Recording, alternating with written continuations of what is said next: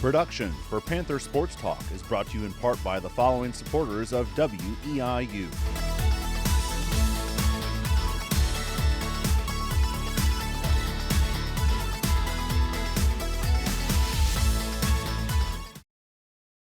Welcome to another edition of Panther Sports Talk. I'm Brad Kupiak filling in for Rich Moser. We're joined by EIU head football coach Kim Dameron. And Coach, this past week against SEMO looked like the best your team has played all year, all around. Would you agree with that? Absolutely. Finally put all three phases together. Kicking game did its part, and offensively we kept rolling the way we had and actually turned some stats into points. And I think the biggest thing, though, was the way our defense played. They played fast, they played physical, they created turnovers, and so if we continue to play that way defensively, it really takes a lot of the pressure off the offense and the kicking game as well. You mentioned the defense, and you mentioned on last week's show you wanted to get some other guys in there because it seemed like the defense played really well at Eastern Kentucky for about 2.5 quarters and then sort of got tired. Do you think that you guys did a better job of getting some more guys in there and staying fresh? Yes, that was a big emphasis going in. We had to get, and we did that really starting in practice. That was a big major emphasis all week long. Horace Arcadi, Daniel Chisholm, Thomas Coronado, getting those guys in. Timotheus Granger at our weak side linebacker that backs up Rob Haynes. Seth McDonald. Guys like that. And then we had really some bright surprises, especially in the back end with Darnell Lee filling in for Pono Choi when he got hurt because, we were a guy down basically because of Vince Spiller having a family situation that he had to go home for the weekend. And so we were thin at safety, and for Darnell to step up and play the way he did was a really bright spot. So, our plan to play more people, and the reason we wanted to do that, I think really was effective, and I think it helped. And looking more at the offensive side of the ball, I mean, you had some great rushing performances. Jimmy Lira ran off a 96-yard run at the end of the game to break a school record. Then you got great contributions from, all the guys running, Jalen and Shep Little and TD. Well, that's by design, and that's something that, that's what we want to be offensively. We want to be a balanced offense. We want to rush the football. We want to throw the football. We don't want them to know that it's just one guy that runs it, whether it be Jalen or whether it be Shep or TD or Jimmy Lira or whoever. If we hand somebody the football, we want them to take care of it, and we want to make sure that we're making positive yards. And I really feel like that doing it that way to where they can't just gang up on one aspect of it, and then being able to throw the football effectively when you've got Adam Drake out there and Bravo Brown and Lee Pack and then we throw it to the backs, and then and then also Anthony Taylor stepped up and made a big catch down the sideline just before half, which put us in position to kind of keep the momentum going, and so the more guys that we have that we can distribute the ball to, the better we are. But we also want to make sure that we always have that ability at quarterback to run the ball, and it makes them defend everybody. Yep, and that's something that Jalen Whitlow has done this year is, pardon the pun, but he's really taken the starting quarterback job this year and tucked it down and run with it. That's a great way to put it, yeah. And he's not just running the ball, but he's passing it pretty well too. He is. He's been very effective passing, and you've seen his numbers go up here lately. The more he plays, the better he has become as far as taking care of the football. Really proud of the fact that he's thrown like 130 some odd throws without an interception. We've got to continue to do that this week. This week's a huge challenge with this kind of defense that we're going to play. But yeah, he has. He's become an efficient guy, and he's a guy that is going to take what the defense gives him, and with him being able to run the ball the way he has, him having 3 rushing touchdowns in a game is big. And then also to throw 2. When you account for 5 touchdowns in a game, you had a pretty good day. And it feels like we say this every week, but Adam Drake had another great game and a lot of catches, and he's just one of those guys you can throw the ball in his general direction, and it seems like he comes down with it every time. Absolutely, and one of the, it was really kind of crazy this week because Adam actually had a drop. He actually dropped a ball. And I was like, what just happened there? And I said, who was that? Did somebody steal his jersey or what? No. That's going to happen. He tried to run with it before, and you see that happen every now and again. But, yeah, extremely reliable receiver. And the thing about Adam is he's sneaky fast. And, it was a great play design, too, on the first short yardage that we had that we scored a touchdown on in a short yardage situation to throw a play action and get him loose down the boundary and him be able to go for 50 yards to a touchdown. I felt like that really set the tone for the day. And looking for, offense, defense, and special teams did really well too. Nick Bruno just keeps knocking it through, and he did some punting too this week. He did, and that was something that we recruited him here as much for being a punter as a kicker, but he won the kicking job, and we've tried to kind of keep everything separate. But we just felt like that with what we had been doing in the punting game, we needed to make a change, and we did, and he responded, and we had our first game where we actually had over 35-yard net punt, which is our goal, and plus he went in and hit his career-long field goal of 45 yards, and so very proud of the job that Nick's doing, and he's worked at it, and he's just got to continue to work hard and do those kinds of things, but he's a very talented young man. And turning to this coming game at Tennessee State, could you talk about them a little bit? First time back home in 5 weeks, that's got to be exciting for the guys. It's exciting for everybody to be able to come home and play in front of the home crowd. And, it's been over a month, since we've been here when you count 3 away games and an open date. So, yes, we're excited about getting back home. It's homecoming. We'll have, the festivities and all that. We've got to make sure that we enjoy that, but it doesn't become a distraction to us and what really is the job at hand for us. And so, we're excited about getting back, though. Yeah, and Tennessee State, Eastern beat them twice last year, once in the postseason. They're always very athletic on the defensive side of the ball. How are you kind of looking at attacking that? Well, we have to take care of the ball. We have to continue to do the things that we do, which is not let somebody gang up on just one guy or one phase of our offense. We've got to be able to throw the football. We've got to be able to continue to run our quarterback run game, and we've got to be able to continue to attack not only the perimeter but also up inside. They're very athletic. They can run, they're not an overly complicated scheme. They've got really good athletes and they let them play. And so the thing that we've got to do is not fall into that trap of trying to do too much, but also we've just got to make sure we take care of the football. And if we do that, I think that we'll be fine. And then, it all has to work together. Our kicking game has got to be really solid. And defensively, we've got to come up with another effort, much like we did a week ago. And Tennessee State's coming into this one having lost 3 out of their last 4, but all their losses are by 1 touchdown or less. So do you think that kind of changes? It looks not quite as bad on their part that they've lost 3 in a row because they've all been so close? They have, and what that tells me is that the parity in this league is ridiculous. I mean, when Tennessee Tech comes up and beats Eastern Kentucky coming from behind, now that Tennessee State was picked as one of the top teams in the league and they've lost 3 in a row. A UT Martin, a Murray, Austin Peay comes up and beats Murray State. So every Saturday in this league, you better be ready to play, and you better understand that it could go down to the very last play of the game.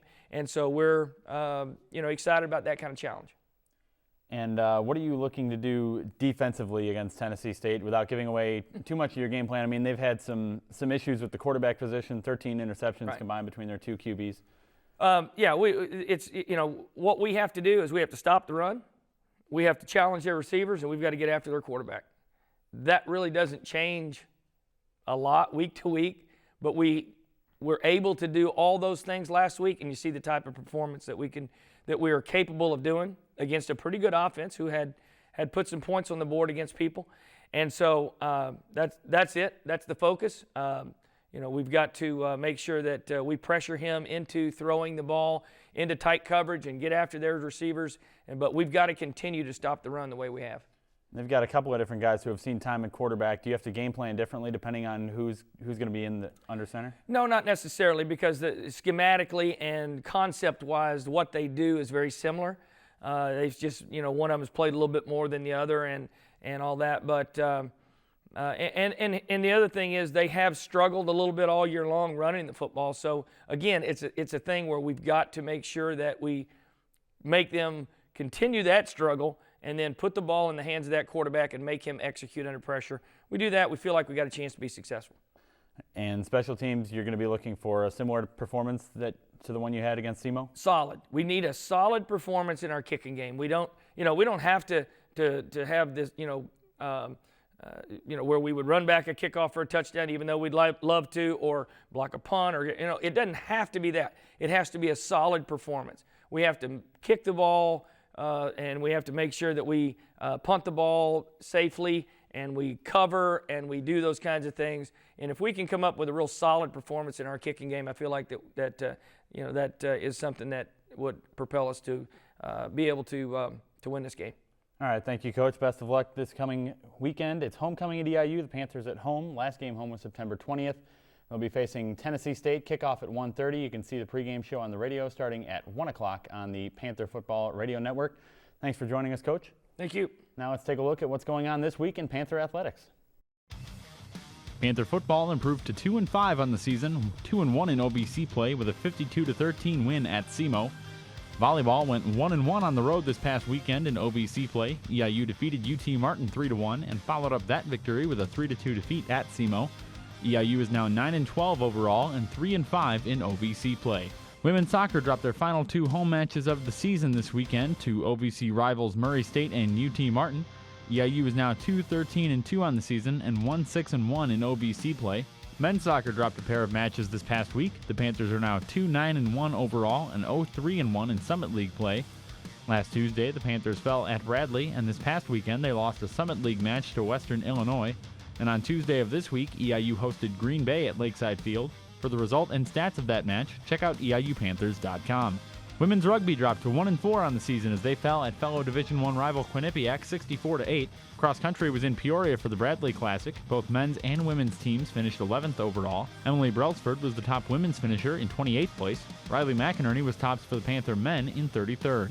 Men's and women's swimming got their seasons underway this past week. The men's team lost their season opener at IUPUI 142-63. The women's team lost a pair of matches on the road this weekend at IUPUI and Butler to start the season 0-2. Women's tennis completed competition on Monday at the ITA Regionals in Urbana, hosted by the University of Illinois. For results on how the Panthers fared, check out EIUPanthers.com. Men's golf completed tournament play at the Austin Peay Fall Invite on Tuesday. For results of that tourney for EIU, check out EIUPanthers.com. Women's golf completed play at the Dayton Fall Invite on Wednesday, prior to the airing of this show. For results, visit EIUPanthers.com. And now, here's what to watch for this week. On Friday, women's soccer wraps up their regular season on the road this weekend as they're at Eastern Kentucky at 3 p.m. Volleyball is on the road this weekend in OVC play as they battle rival Austin Peay at 6 p.m. On Saturday, volleyball wraps up their weekend road trip with a match at Murray State at 11 in the morning. Panther football returns to O'Brien Field for their first home game in 5 weeks as they welcome OVC rival Tennessee State to Charleston at 1:30 p.m. You can listen to the game on Hitmix 88.9 WEIU, or you can watch it on ESPN3. On Sunday, women's soccer with their regular season finale at Morehead State at 12 p.m. Men's soccer is at Lakeside Field for a Summit League match against IPFW at 1 p.m. And women's golf begins a 3-day run at the Evansville Fall Invite. Reporting for Panther Sports Talk, I'm Brad Kupiak. Whitlow looks to run to his left side, dodges one man at the 10, cuts back at the 5, he goes over. Touchdown, Eastern Illinois. A lot of time, throws it right flat, hits Duncan at the 5, gets the first down, goes for the goal line. Touchdown, Eastern Illinois. Eastern Illinois Panther football is on WEIU. OVC rivals meet as the Panthers of Eastern Illinois welcome the Racers of Murray State to O'Brien Field.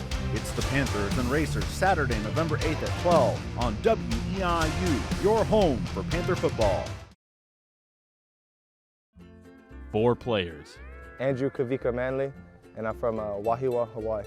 One team, Micah Pono Choi from Kalihi, Hawaii. 4,000 miles. Kalen Kamuela Lonamai Gruge Hill from Makiki, Hawaii. One bond. My name is Louis Calvin Vailopo, and I'm from Waianae, Hawaii. Eastern Illinois football has 4 players this year hailing from Hawaii, and the adjustment from the Aloha State to the land of Lincoln has been an interesting one, to say the least. It's actually been pretty tough. We had none of the right clothes. Me and my fiance and my son, we didn't have any winter jackets, so we had to go buy some winter jackets, try to get some boots, to buy a whole bunch of beanies and everything for my son. Our moms were trying to buy us stuff. We were just way behind when it came to winter. It just kind of shocked us when it started snowing and it was freezing. We were dying out here.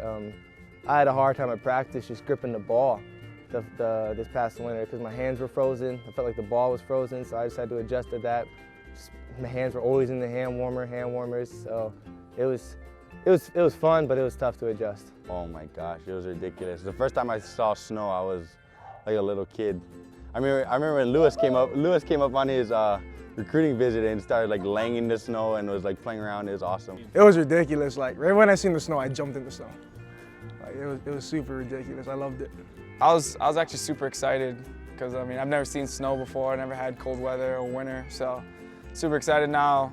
Not so excited. It's not as fun after you did it for 1 year. My freshman year we played at South Dakota State, and I was like 7 degrees or something. I didn't even want to get off the bus. And then last year we played in a foot of snow over here, so I don't know. I feel like I've seen it all already. I really hope there's no more surprises for me. And even though they all took different paths to EIU, Coach Dino Babers, he recruited me when I was in high school when he was at Baylor. He recruited me pretty hard when he was there. I ended up going to New Mexico State, was there for 3 years. When I put my stuff out that I was going to transfer, he was one of the first ones to contact me. Came up here on a visit, they offered me, and that's how I ended up at Eastern Illinois. Coach Dino, when he was at Baylor, saw me at a camp, started recruiting me, and I really liked him. they've all found a sense of camaraderie and a sense of purpose being thousands of miles from home. We all kind of get homesick once in a while, and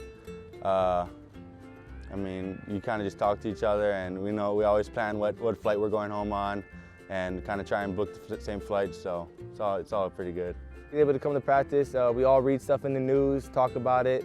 When our high schools play each other back home, we talk about it, laugh about it, brag about it. It's fun to do. My last high school game I ever played in was against Kamu and Pono. So they talk about that because they killed us, so they brag about that.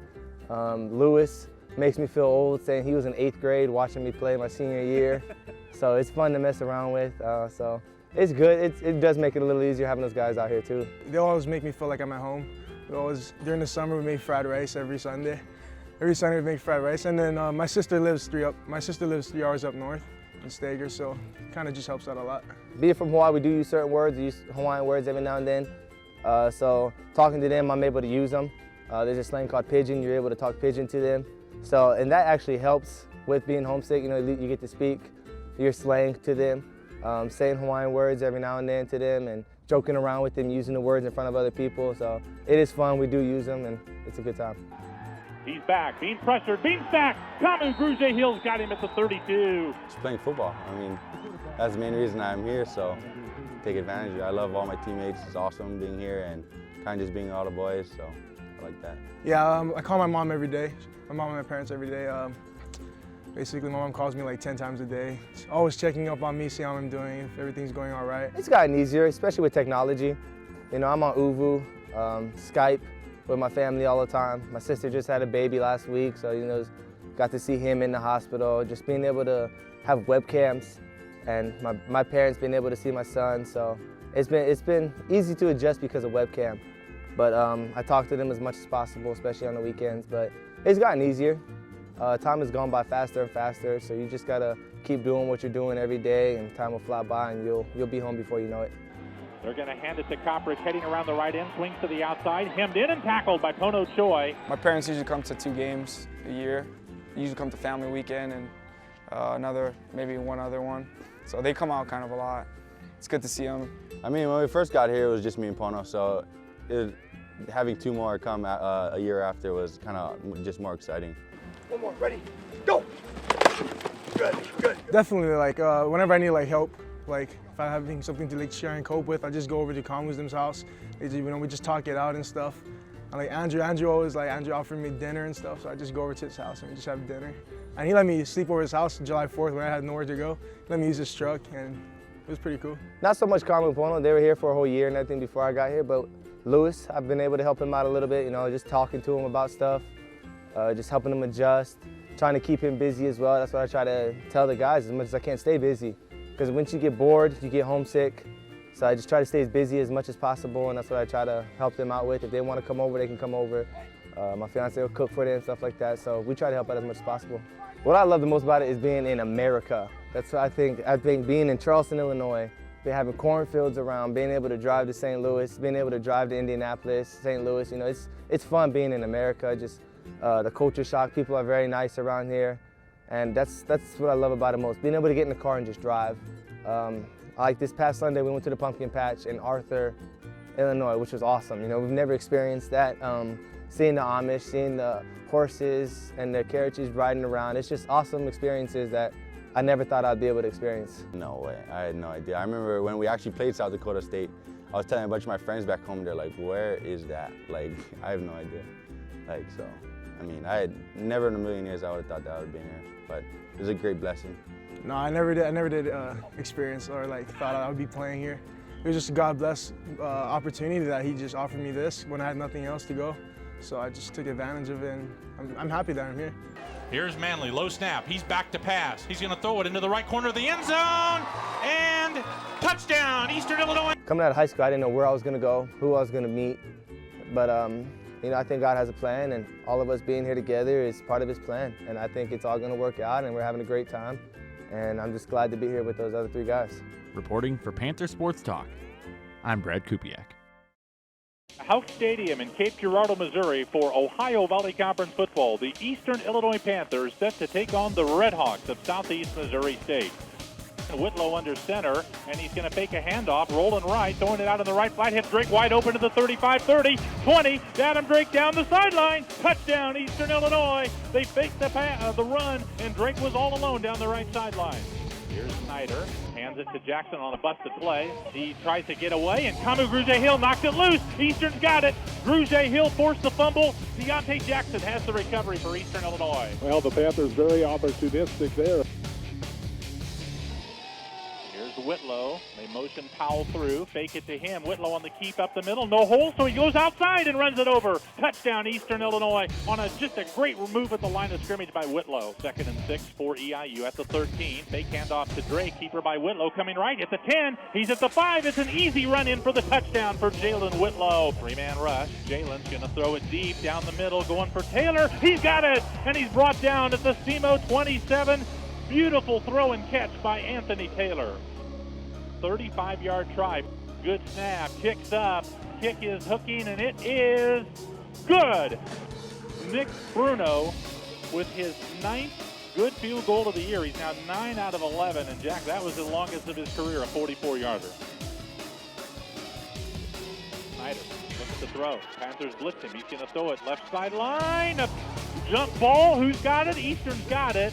Are they inbounds? They are. A tremendous interception on the near sideline by Anthony Standifer.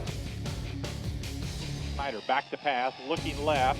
Going to throw it up the left sideline. Intercepted. Jordan Wickless got it at the 48 at SEMO. Here's the snap. Snyder back over the middle, knocked into the air, intercepted. Goodman at the 40, picking up blockers 30. Anthony Goodman at the 20, tripped up at the 15. He actually tripped over the 20. Not sure he was going to score, but it's the 4th turnover today. Here's the snap. Jalen rolling right, looking, throwing into the end zone. Drake's got it. Touchdown, Eastern Illinois. Adam Drake with the catch. Not only do they go for it, they get the touchdown on 4th and 2. Here's Whitlow out of the gun. He's going to keep it himself, heading to the right, bounce to the outside at the 5, and runs it in for the touchdown. 3rd touchdown run of the day for Jalen Whitlow. Now he's going to run it up the middle. He's the 25, angles right at the 30. Oh my, he's hit hard. Fumbled the ball. He's down. SEMO recovered the ball. Looking, throwing it over the middle. Intercepted. Wycliffe again to the 45-40. Down the sideline 30 and pushed out of bounds at the SEMO 25. Jordan Wycliffe with his second interception today, the 9th of his career, and he is now tied for 10th in career interceptions at EIU. Watch out, he's gone. Lira at the 40, Jimmy at the 50, Jimmy Lira 40, at the 30, at the 20. He'll win the foot race to the end zone. Touchdown, Eastern Illinois. A 96-yard scoring play for Jimmy Lira. Boy, was that easy. Eastern Illinois wins big on the road. The final score from Cape Girardeau, Missouri, Eastern Illinois 52 and Southeast Missouri State 13. Production for Panther Sports Talk is brought to you in part by the following supporters of WEIU.